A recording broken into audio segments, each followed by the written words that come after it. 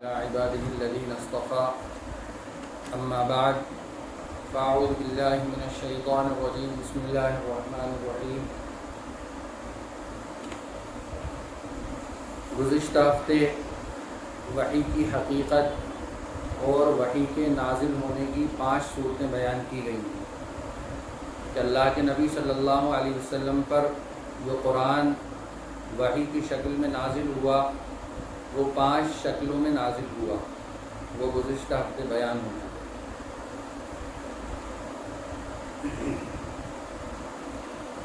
اب بات آگے بڑھاتے ہوئے ہمیں چند باتیں اور قرآن کے سلسلے میں سمجھنا ہے۔ پہلی بات تو یہ سمجھنا ہے کہ مکی اور مدنی صورتیں، جیسا کہ ہم قرآن کریم کے اندر ہر صورت کے شروع میں دیکھتے ہیں کہ لکھا ہوا ہوتا ہے صورت کا نام اور اس کے ساتھ ساتھ اس صورت کے اندر کتنے رکوع ہیں، کتنی آیتیں ہیں اور یہ صورت کون سی ہے، آیا مکی ہے یا مدنی ہے۔ تو یہ مکی اور مدنی صورتوں کا مطلب کیا ہوتا ہے، کن صورتوں کو مکی کہا جاتا ہے اور کن صورتوں کو مدنی صورت کہا جاتا ہے۔ جو بالکل مشہور قول ہے، اس میں بہت سارے قول ہیں کہ کن صورتوں کو مکی اور کن صورتوں کو مدنی کہا جاتا ہے، لیکن جو مشہور قول ہے وہ یہ ہے کہ جو بغرض ہجرت اللہ کے نبی صلی اللہ علیہ وسلم کے مدینہ جانے سے پہلے،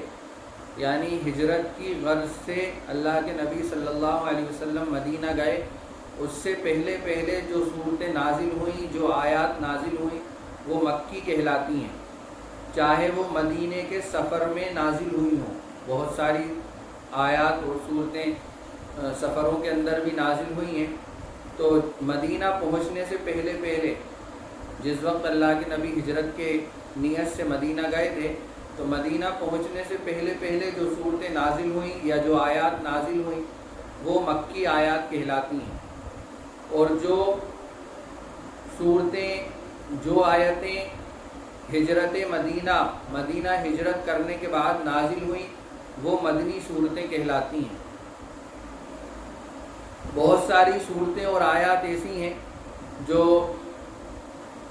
فتح مکہ کے موقع پر نازل ہوئیں لیکن چونکہ ہجرت کے بعد نازل ہوئی تھی۔ اسی طرح حدیبیہ کے موقع پر نازل ہوئیں، صلح حدیبیہ جو کہا جاتا ہے، سنا ہوگا آپ نے نام، تو ان دونوں موقعوں پر بھی نازل ہوئیں لیکن وہ مدینہ کی ہجرت کرنے کے بعد نازل ہوئی تھی، اس لیے ان صورتوں کو بھی مدنی صورت کہا جاتا ہے۔ اور بہت ساری صورتیں ایسی ہیں جو مکہ کے باہر نازل ہوئیں ہجرت سے پہلے، کبھی اللہ کے نبی طائف گئے یا اس کے علاوہ اور بھی جگہ جہاں گئے، وہاں جو صورتیں یا جو آیتیں نازل ہوئیں وہ مکی آیتیں کہلاتی ہیں، مکی صورتیں کہلاتی ہیں۔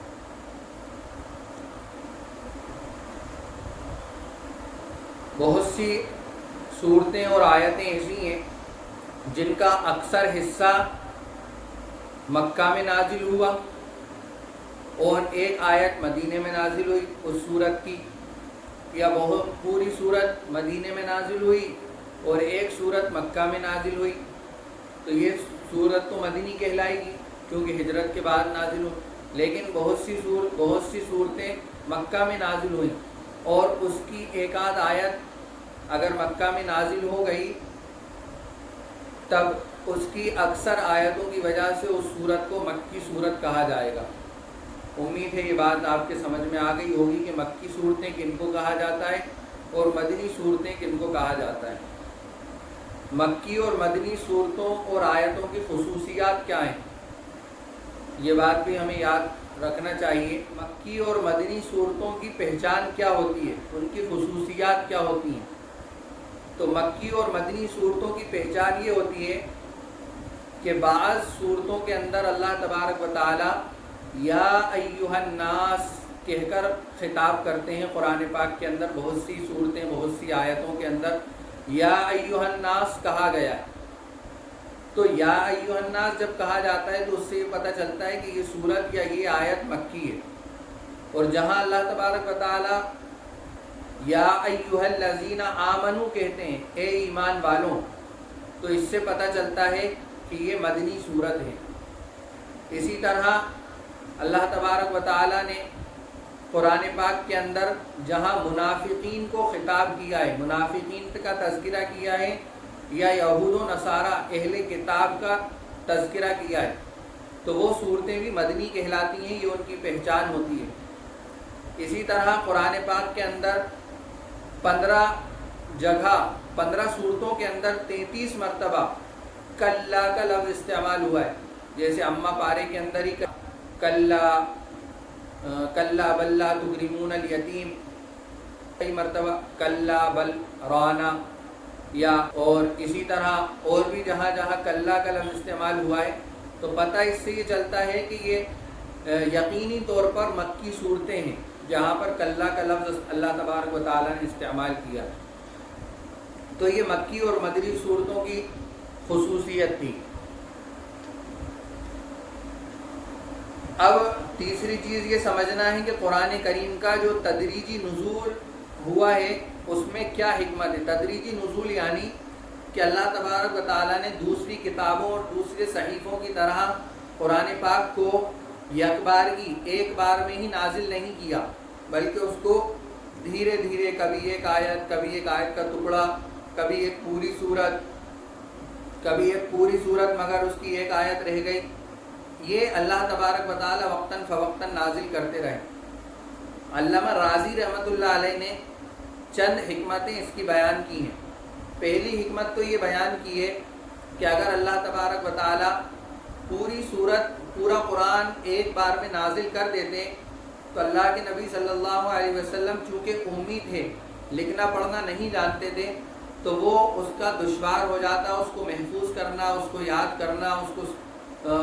اپنے حافظے میں رکھنا بہت مشکل ہو جاتا۔ تو اللہ تبارک و تعالیٰ نے دھیرے دھیرے قرآن پاک کو 23 سال کے اندر آسمان دنیا سے اس دنیا کے اوپر اللہ کے نبی صلی اللہ علیہ وسلم پر نازل کیا۔ دوسری حکمت یہ بیان کی ہے کہ اگر اللہ تبارک و تعالیٰ پورا قرآن ایک بار میں نازل کر دیتے تو چونکہ قرآن پاک کے اندر بہت سارے احکامات ہیں، بہت ساری کرنے کی چیزیں ہیں، بہت ساری نہیں کرنے کی چیزیں ہیں جن سے منع کیا گیا ہے، اگر ایک بار میں قرآن اتر جاتا تو پوری چیزوں پر عمل کرنا بہت دشوار ہو جاتا، اور یہ محمد صلی اللہ علیہ وسلم کی شان کے اور آپ کے آخری نبی ہونے کے جو ہے خلاف تھا کہ ایک بار میں سارے احکامات ایک بار میں نازل کر دیے۔ ہوا یہ کہ دھیرے دھیرے نازل ہوا قرآن، کبھی شراب سے روکا، کبھی حرام غذاؤں سے روکا، کبھی نماز کے چھوڑنے سے منع کیا کہ نماز مت چھوڑو،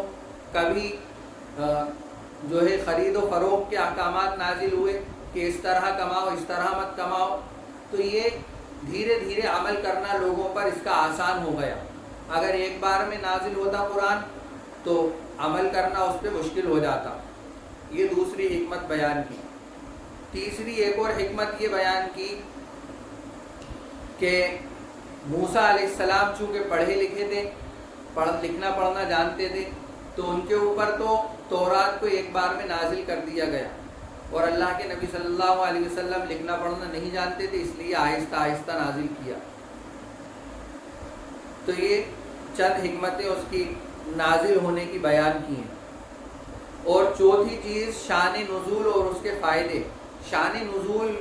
کس کو کہتے ہیں؟ قرآن پاک کے اندر جتنی آیتیں، جتنی صورتیں نازل ہوئی ہیں وہ دو طرح کی ہیں۔ ایک قسم تو وہ ہے جس کو اللہ تبارک و تعالیٰ نے بغیر کسی سوال کے جواب میں نازل کیا، اپنی طرف سے نازل کیا، کوئی سوال نہیں تھا، کوئی کسی طرح کی کوئی حکمت نہیں تھی، بلکہ اللہ تبارک و تعالیٰ نے خود سے کسی آیت کو یا کسی صورت کو نازل کیا۔ ایک قسم تو یہ ہے۔ دوسری قسم یہ ہے کہ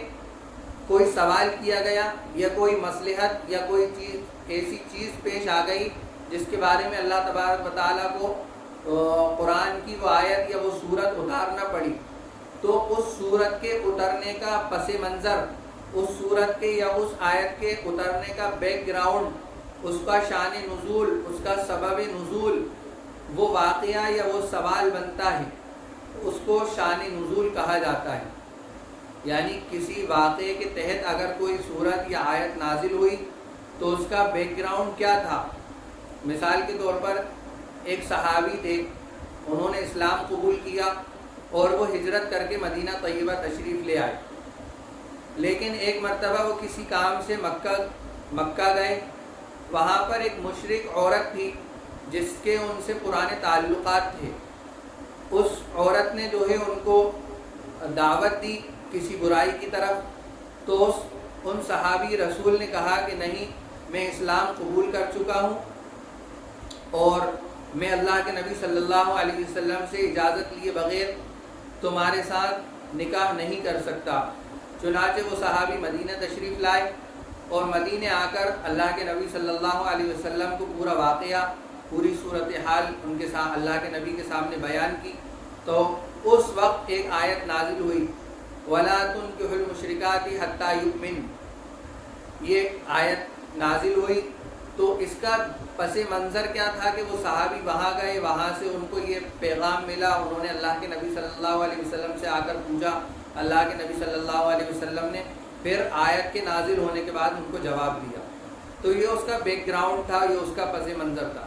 اسی طرح ایک سورت عبس وتولی ان جاءہ الاعمی وما یدریک لعلہ یزکی، یہ سورت یا اس سورت کی چند آیتیں جب نازل ہوئیں تو اس کا بیک گراؤنڈ کیا تھا؟ مفسرین نے لکھا ہے کہ ایک صحابی رسول تھے حضرت عبداللہ ابن ام مکتوم رضی اللہ عنہ، جو نابینا تھے، وہ آپ صلی اللہ علیہ وسلم کی خدمت میں آیا جایا کرتے تھے۔ ایک مرتبہ ہوا یہ کہ چند قریش کے سردار جنہوں نے اسلام قبول نہیں کیا تھا، وہ بھی آپ کے پاس بیٹھے ہوئے تھے۔ وہ نابینا صحابی اللہ کے نبی کے پاس آئے تو اللہ کے نبی صلی اللہ علیہ وسلم نے اور سرداروں کے وجہ سے کہ اگر سرداروں سے میں اگر ان سے اپنی گفتگو کو ختم کروں گا، بات چیت کو ختم کروں گا، تو ہو سکتا ہے یہ لوگ واپس چلے جائیں اور اسلام قبول نہ کریں۔ اس نیت سے اللہ کے نبی صلی اللہ علیہ وسلم نے ان صحابی رسول سے ترش روئی اختیار کی۔ تو فوراً یہ آیتیں نازل ہوئیں کہ آپ نے ایک نابینا صحابی سے ترش روئی اختیار کی ہے، یہ آپ کا یہ عمل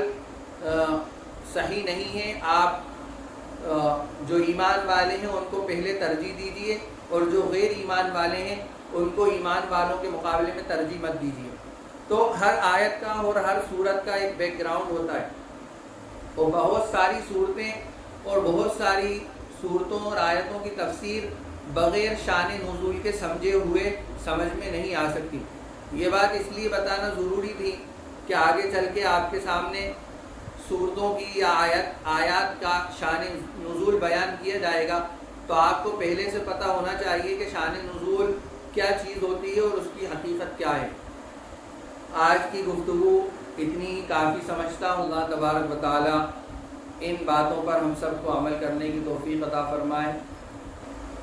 سبحان اللہ و بحمدہ، سبحانک اللہم و بحمدک، نشہد ان لا الہ الا انت، نستغفرک و نتوب الیک۔ سبحان ربک رب العزۃ عما یصفون، وسلام علی المرسلین، والحمد للہ رب العالمین۔